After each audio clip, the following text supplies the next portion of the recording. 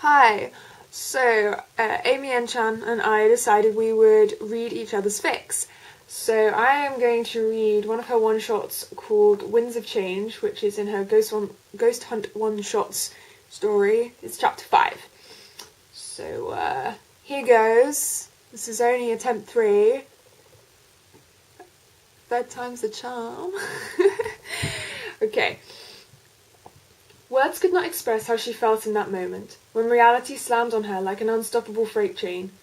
It was nothing more than one of the absolute truths about life, that it always changed. Always. These were a few of the thoughts running through Maya's mind as she assisted her boss with the packing of the office. Looking around, she could no longer view the office as familiar and completely safe. This was, after all, the second and final time the office would be completely packed up as it was being now.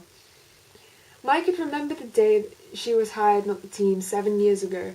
She had been naive, with impossible expectations of her life and of her own little world. She had expected it to withstand the wear of time and the desires of her friends. Her expectations were gradually reshaped over time, and she had eventually learned to accept change as a constant of living. The first change had been graduating high school, and the accompanying distance of school friends.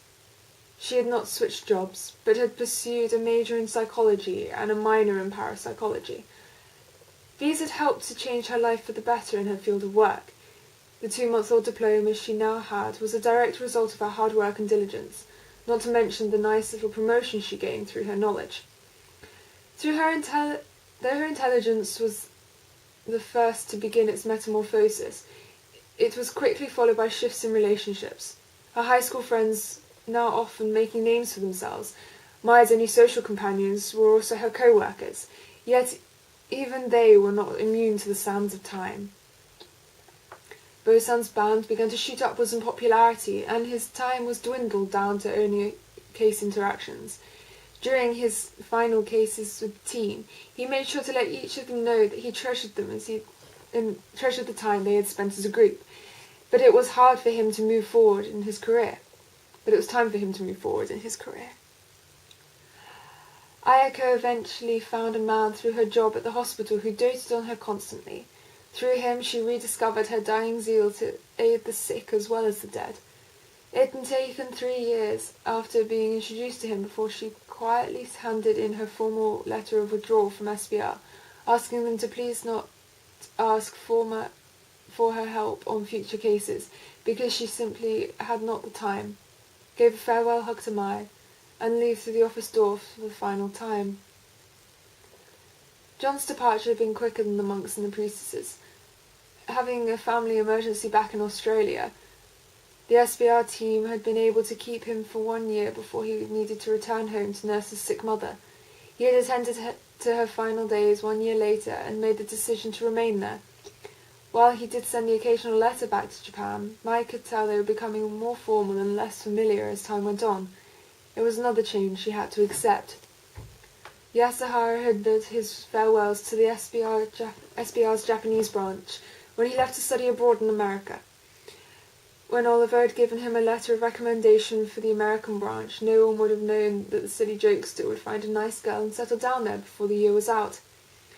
From his last communication 6 months ago, he had been doing well as the lead researcher for the Museum of National History, his family already growing as quickly as his wife's tummy.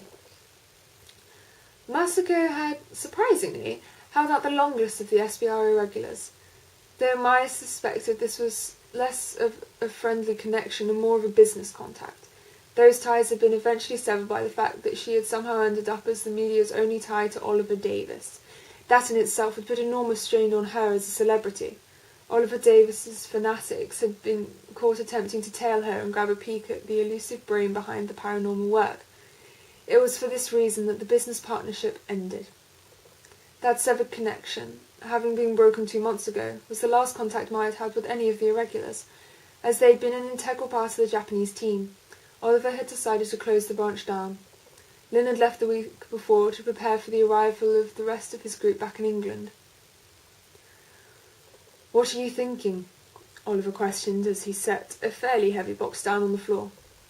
"The only times I've seen you this quiet are when you're overexerting your brain." Maya chuckled. His baits no longer caused her to raise her voice in anger, a tactic that had worked until 3 years prior. He had been stumped with the change in his assistant's behaviour at the time, but now thought it was best to leave it be. It had taken 3 months for him to finally inquire as to why, and 2 more for her to reply in a time. Just thinking about how much everything's changed, she replied honestly. Oliver raised an eyebrow, but Maya could tell he was amused with this answer. I see. And you're preparing for the oncoming changes, I presume? He challenged. Maya rolled her eyes. Of course, she waved off with confidence. After all, life always changes. Always. Oliver nodded in agreement as he went into his old office to retrieve yet another box. And this was how they resumed their packing, bracing themselves for the changes that were in store for them. Well, yeah. And that's it. So I hope you enjoyed that. Sorry for the few little mix-ups. English is only my first language. Can't honestly expect me to be able to read it. I'd like to apologise for the makeup.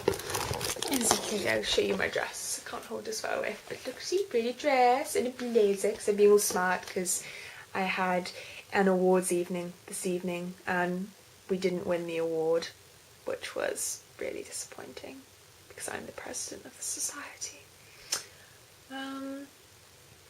So yeah, I hope you enjoyed this. Sorry, Amy, in advance for this and my awful accent and my low voice, which is for narrow, because you have to speak like narrow is a low voice and bye is a normal voice. Okay, I'm going to say goodbye now. Bye!